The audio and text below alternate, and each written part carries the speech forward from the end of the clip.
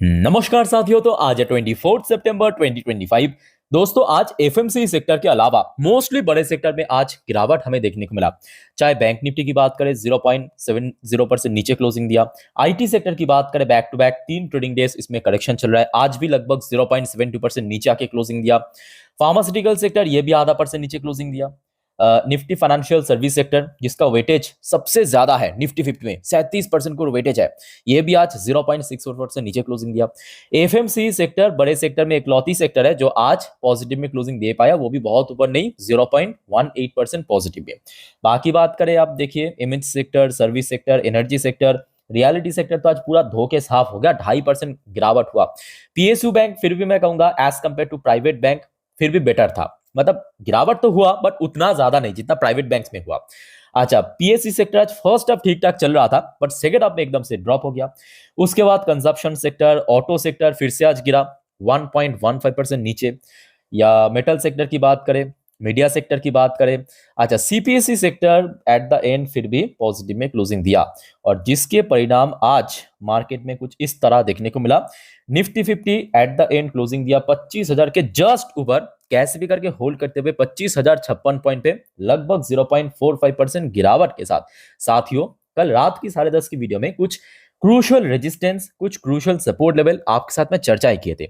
जरा याद दिलाने की कोशिश करूंगा आपको, मैं क्या कहा था कि 25,250 ये निफ्टी के लिए सबसे इंपॉर्टेंट लेवल आज के लिए है ना। और इस लेवल के आसपास तो पहुंचना बहुत दूर की बात है। नीचे की तरफ जो सपोर्ट पॉइंट आपको मैं कहा था, याद कीजिए क्या कहा था, 25,150 एग्जैक्टली यही कहा था कि लास्ट डे क्लोजिंग के बेस पे इसके ऊपर अगर सपोर्ट मिल गया तो बढ़िया, तो कहीं ना कहीं कंसोलिडेशन या तो ऊपर की तरफ रिकवरी होने का चांस है। अनफॉर्चुनेटली आज हुआ यूं कि आज ओपन जहां पे हुआ, देखिए ओपन तो थोड़ा बहुत वीक था बट दिक्कत कहां पे था कि जहां पे आज सपोर्ट मिलना था वहीं पे रेजिस्टेंस मिल चुका है। होता है ना कि एक सपोर्ट लेवल जब तोड़ के नीचे पहुंच जाए तो वहां पे क्या बनता है, रेजिस्टेंस। ठीक इसका ऑपोजिट भी होता है। मान लीजिए कि कोई रेजिस्टेंस है, उसको तोड़ के ऊपर पहुंच गया, वो बन गया सपोर्ट पॉइंट। एग्जैक्टली वही हुआ जो कल मैं आपको कहा था कि यहाँ पे सपोर्ट मिल सकता है। आज की डेट में सपोर्ट मिला तो बहुत दूर की बात है, यहाँ पे रेजिस्टेंस मिल गया 25,150 पे। और नीचे की शुक्र है कि आज 25,000 को ब्रेक नहीं किया, क्योंकि इंटरडे लो टच किया बहुत नीचे आके 25,027 पॉइंट पे। सो लेट्स सी कल बृहस्पतिवार 25,000 को होल्ड कर पाता है या नहीं कर पाता है। फिलहाल इस टॉपिक को तो हम रात में कवर करेंगे अच्छे से। बट बैंक निफ्टी की क्लोजिंग आज काफी ज्यादा निराशाजनक रहा, क्योंकि बैंक निफ्टी से इतना खराब उम्मीद नहीं था। और बैंक निफ्टी जहां पे लास्ट डे क्लोजिंग दिया था 55,500 के ऊपर, वही बैंक निफ्टी आज ओपन हुआ सेम 55,500 के नीचे। वही पॉइंट पे रेजिस्टेंस मिला जहां पे सपोर्ट मिलने का उम्मीद था, मतलब 55,500 वहीं पे रेजिस्टेंस मिला।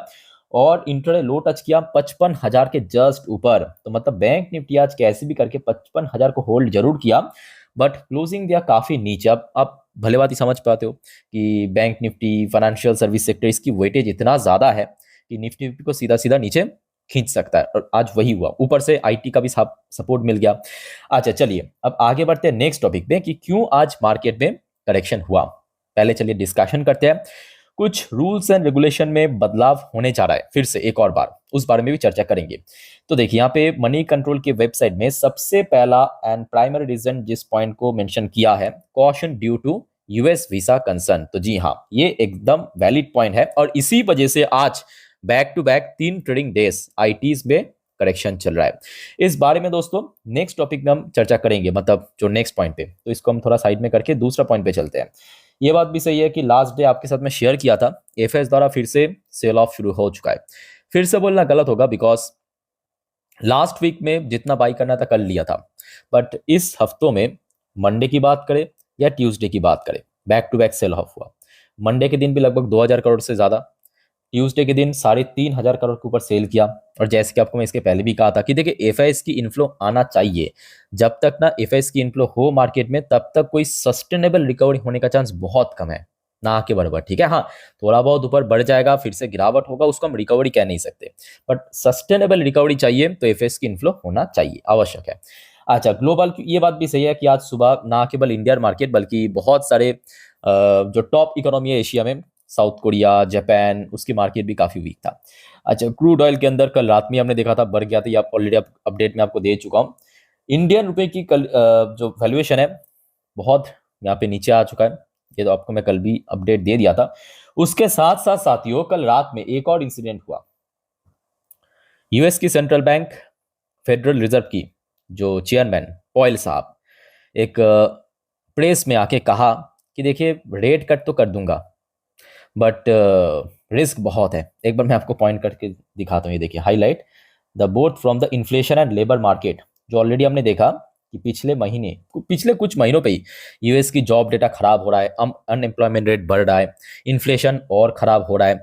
तो वही चीज को इन्होंने पॉइंट आउट किया कि देखिए ठीक है, इस बार रेट कट तो कर दिया 25 बीपीएस और आगे भी आई थिंक ही कर दूंगा, बट यूएस की इकोनॉमी एक्चुअली काफी वीक हो रहा है। तो ये कहीं ना कहीं आईटीज के लिए बिल्कुल सही नहीं है और कहीं ना कहीं इस वजह से ही आप कह सकते हो कि एक तरफा आज आईटीज में भी गिरावट हुआ। अच्छा, जो प्राइमरी रीजन है जिस बारे में इस वीडियो की टाइटल में मेंशन किया, उस चीज को थोड़ा सा डिस्कस करेंगे। देखिए फिर से क्या नियम बदलने जा रहा है। IT stock extend slide as US propose to change H1B visa process. साथियों पहले मैं आपको थोड़ा याद दिलाता हूं कि शुरू में क्या घोषित किया था।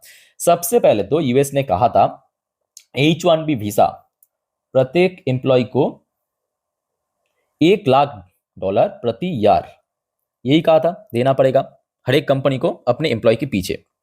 एग्जैक्टली यही कहा था सबसे पहले, मैं बात कर रहा हूं फ्राइडे, लास्ट फ्राइडे के दिन। उसके बाद संडे के दिन फिर से बदला, फिर कहा कि नहीं, ये जो $1 लाख पे करेगा कंपनी अपने एम्प्लॉय के पीछे H1B वीजा के लिए, ये वन टाइम होगा, मतलब पहली बार, उसके बाद करने की आवश्यकता नहीं है। ठीक है, ये दूसरी बार चेंज किया। अब फिर से आज की डेट में एक और प्रपोजल रखा है। अब देखिए ये एक्सेप्ट होगा नहीं होगा वो बात की बात है, बट जो यूएस एडमिनिस्ट्रेशन की तरफ से एक और प्रपोजल रखा है और ये प्रपोजल कहीं ना कहीं जो एक्चुअली मैं कहूंगा कि जो एम्प्लॉयज है, कंपनीज के एम्प्लॉयज की जो एंट्री है यूएस में, वो काफी ज्यादा टफ कर देगा, क्योंकि कंप्लीटली लक के ऊपर डिपेंड करेगा। देखिए president Donald Trump lead US administration has propose to scrap the lottery system. So इस बार यूएस एडमिनिस्ट्रेशन ने ये डिसाइड किया क्यों ना लॉटरी सिस्टम किया जाए, lottery system, and replace it with wage based selection process for allotting H1B visas. So शुरू में क्या कहा था कि $1 लाख प्रति व्यक्ति के पीछे खर्च करना पड़ेगा कंपनीज को, तभी मिलेगा H1B वीसा। तो ठीक है, अगर कोई बड़े कंपनी है वो तो आराम से खर्च कर पाएगा, छोटे कंपनी या मिड कैप कंपनी यानी मिड साइज कंपनी, वो हो सकता है कि उतना एम्प्लॉय को नहीं ले जा पाएगा। बट यहां पे क्या कर रहा है कि स्क्रैप द लॉटरी सिस्टम। अब लॉटरी सिस्टम करने से क्या होगा, मिलना ना मिलना वो तो नसीब में है ना। तो कहीं ना कहीं दिक्कत कहां पे होगा, आईटी कंपनीज को, आईटी कंपनीज को यहाँ पे काफी ज्यादा दिक्कत का सामना करना पड़ेगा। तो यही चीज यहाँ पे मेंशन किया, देखिए a weighted selection process that would generally favor the allocation of H1B visas to higher skill and higher paid alliance, while maintaining the opportunity for employer to secure H1B worker at all wage level। साथियों इस बारे में आप लोगों का क्या विचार है, कमेंट करके बताइए। पर डोनाल्ड ट्रम्प, अभी ऑनेस्टली कह रहा हूँ कि मतलब डोनाल्ड ट्रम्प की बात नहीं है, क्योंकि यहाँ पे जो डिसीजन लेता है यूएस, वो तो सिर्फ और सिर्फ डोनाल्ड ट्रम्प नहीं, डोनाल्ड ट्रम्प तो आखिरी साइन करता है ना, फाइनल साइन करता है। बट यूएस की जो सरकार में बैठे जितने भी इकोनॉमिस्ट है, जितने भी बड़े बड़े लोग हैं, ये लोग मतलब क्या करना चाहते हैं या बस ऐसे ही ट्राई कर रहा है, किसी को समझ नहीं आ रहा है। मतलब कल कुछ और कह रहा है, आज कुछ एक और कह रहा है, फ्यूचर में कुछ और कह सकता है इसको बदल के। लेट्स सी क्या होता है। बट मैं कहूँगा ये एक तरफ ना भारत के लिए भी अच्छा है। देखिए जो भी इम्पैक्ट हो रहा है ठीक है, कोई दिक्कत नहीं है, नियर टर्म बेसिस पे हो रहा है, इनिशियली लेवल पे हो रहा है। बट भारत की जो टॉप ब्रेन पहले हमने देखा यूएस में, यूके में जाता था ना, वहाँ पे जाके वहाँ की कंपनी को सपोर्ट करता था, वहाँ की कंपनी पे इनोवेट कर रहा था, वो कहीं ना कहीं भारत में ही रहेगा। और आई थिंक ये भारत की तरक्की के लिए ठीक है, लॉन्ग टर्म बेस मैं कहूँगा सही हो रहा है, बट शॉर्ट टर्म में तो ऑब्वियसली थोड़ा झेलना पड़ेगा। ओके अच्छा, उसके बाद देखिए एचएसबीसी की तरफ से एक अपग्रेडेशन आया है। जो बीएससी सेंसेक्स को कहा कि 2026 के एंड तक, मतलब नेक्स्ट उधर तो अभी बाकी है, मतलब वही 1 साल 3 महीने पे बीएससी सेंसेक्स लगभग 94,000 की लेवल तक पहुंच सकते। उसके साथ साथ ओवरवेट की रेटिंग भी दिया, जो कि अभी तो सेंसेक्स कहाँ पे चल रहा है, आई थिंक कि 82,000 की लेवल पे चल रहा है, मैं अगर गलत नहीं होता आज 82,000 की जस्ट नीचे क्लोजिंग दिया। सो अभी से लगभग 13% अपसाइड। सो दोस्तों आपको क्या लगता है कि पहुंच सकता है नेक्स्ट 1 साल 3 महीनों के अंदर, जो भी आपको लगता है कमेंट करके बताइए।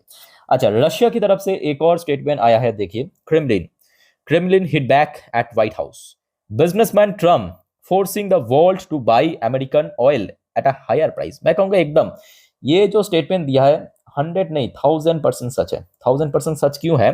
क्योंकि देखिए, अगर हम दुनिया में, पूरे दुनिया में ऑयल एक्सपोर्टर की बात है, ऑयल एक्सपोर्टर की जब बात करते हैं, सो मिडिल ईस्टर्न कंट्री के साथ साथ रशिया बहुत बड़ा एक्सपोर्टर है, यूएस वो भी बहुत बड़े एक्सपोर्टर है। अब यूएस देख रहा है कि भाई चाइना, भारत जो ऑयल की सबसे बड़ा कंज्यूमर है, वो रशिया से सस्ते में परचेज कर रहा है, और यूएस वाला जो ऑयल है वो बहुत महंगा बेच रहा है, कोई खरीदार नहीं है।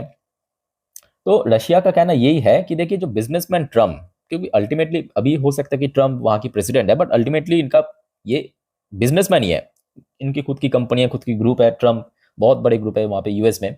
सो बिजनेसमैन ट्रम्प अभी फोर्स कर रहा है कि जबरन जो महंगा अमेरिकन ऑयल परचेज करे हायर रेट में। तो बात तो एकदम सही है। अच्छा, उसके बाद देखिए, ये कल रात की अपडेट, ऑलरेडी मैं आपको कल रात की 12 बजे की वीडियो अपडेट दे चुका हूं कि ट्रम्प ब्लेम, जो यूएनजीए की मीटिंग में अभी चल रहा है, Trump blame India China again, और इस बार तो नाटो को भी लपेटा है for Russia war threatening more tariff. तो इसमें मैं कहूँगा कोई नया बात नहीं है, ये तो अपना वो माला जपता रहता है हमेशा डोनाल्ड ट्रम्प की, में हम टैरिफ इम्पोज कर देंगे, सैंक्शन डाल देंगे, अब तो ये यूज टू हो चुका हम लोग के लिए। अच्छा साथियों, आगे बढ़ते हैं नेक्स्ट टॉपिक पे, बट उसके पहले आप सभी को मैं रिक्वेस्ट करूंगा, अगर आपने चैनल को अभी तक सब्सक्राइब नहीं किया ना, ऐसे इन्फॉर्मेटिव वीडियो हर रोज हर वक्त पाने के लिए प्लीज सब्सक्राइब करके रखिए। और आज रात की जो 10:30 की वीडियो आएगा, जिस पर हम नेक्स्ट डे मार्केट प्रेडिक्शन, पूरे दिन की शेयर बाजार की अपडेट को कवर करेंगे, या उसके बाद जो रात की 12 बजे की वीडियो आएगा जिस पर हम जियोपॉलिटिकल अपडेट को कवर करेंगे, देखना प्लीज मत भूलिएगा, ठीक है? जैसे कि मैं आपको बस एक बार दिखाता हूँ, ये सब अपडेट जो मैं आपको आज दे रहा हूँ ना, ये ऑलरेडी आपको मैं कल दे चुका हूँ। ये देखिए, ये कल रात की 12 बजे की वीडियो जो यूएनजीए की मीटिंग में अपडेट आया था, मैं आपको ऑलरेडी दे चुका हूँ। ये रात 10:30 की वीडियो, ये इसमें भी आपको अब जानकारी दे चुका हूँ कि कहीं ना कहीं देखिए बाजार थोड़ा सा ऊपर नीच रह सकता है, थोड़ा वीक रह सकता है। तो दोस्तों, चैनल के साथ कनेक्टेड जरूर रहना और एक भी वीडियो मिस मत करना। अच्छा, आगे बढ़ते हैं। देखिए, कल रात में यूएस बाजार भी वीक था, और खास करके नैस्डैक बहुत वीक था, पर आज सुबह से एक्चुअली डॉ जोन्स की फ्यूचर थोड़ा बहुत वॉलेटाइल के साथ, बट अभी ठीक ठाक चल रहा है। यूएस में अगर आप देखेंगे लोकल टाइम सुबह के 6:40, फिर भी ग्रीन में आपको दिख रहा है, बट दूसरी तरफ नैस्डैक की पोजीशन, मतलब नैस्डैक की जो फ्यूचर है उसकी पोजीशन काफी बेहतर है, बिकॉज कल रात में काफी गिरावट हुआ था, तो अभी लगभग 0.32% पॉजिटिव में चल रहा है, तो मतलब ठीक ठाक है। अच्छा, इंडियन करेंसी की वैल्यूएशन सडनली लास्ट 2 दिन पे गिर जाना, ये एक बहुत बड़ा, मैं कहूंगा, एक्स फैक्टर साबित हो चुका है, और लगभग आज की डेट में अभी ऑल टाइम लो के नजदीकी चल रहा है, कोई बहुत बड़ा रिकवरी नहीं हुआ, और कहीं ना कहीं एफआईज द्वारा बैक टू बैक सेलिंग कहीं ना कहीं बाजार को एक अनस्टेबल बना रहा है। और उसके साथ साथ देखिए, आज सिर्फ इंडियन मार्केट की बात नहीं है, बहुत सारे देश की मार्केट भी आज थोड़ा वीक था। जापानीज मार्केट फिर भी सही था, बट बहुत ऊपर नहीं। चाइनीज मार्केट भी ठीक ठाक था, हांगकांग की मार्केट भी ठीक था, तो कोरियन मार्केट आज काफी वीक था, south Korean market Indian market की तरह नीचे क्लोजिंग दिया, ताइवानिश मार्केट भी वीक था, ऑस्ट्रेलियन मार्केट भी वीक था। ये खचरा बैक टू बैक पॉजिटिव में जा रहा है। अच्छा, न्यूजीलैंड की मार्केट भी आज ठीक ठाक था, मलेशियन मार्केट भी थोड़ा वीक था, इंडोनेशियन मार्केट भी थोड़ा फ्लैट था, सिंगापुर मार्केट भी थोड़ा वीक था, थाई मार्केट आज थोड़ा ठीक ठाक। तो यानी कुछ कुछ जगह की मार्केट आज एशिया में थोड़ा पॉजिटिव में भी था, कुछ कुछ जगह की मार्केट आज थोड़ा बहुत नेगेटिव में था अल्टीमेटली, ठीक है? सो दोस्तों, अभी तक की जितने भी इंपॉर्टेंट अपडेट्स था, न्यूज था, आपके साथ मैं शेयर किया, और याद रखना नेक्स्ट कुछ वीडियो में और भी इंपॉर्टेंट टॉपिक्स हम आपके साथ शेयर करेंगे, जानकारी शेयर करेंगे। सो एक भी अपडेट मिस मत करना, चैनल के साथ कनेक्टेड जरूर रहना, और चैनल को सब्सक्राइब करके जरूर रखना। तो मिलता है नेक्स्ट वीडियो में, वीडियो को वाइंड अप करता हूं। Take care, bye bye.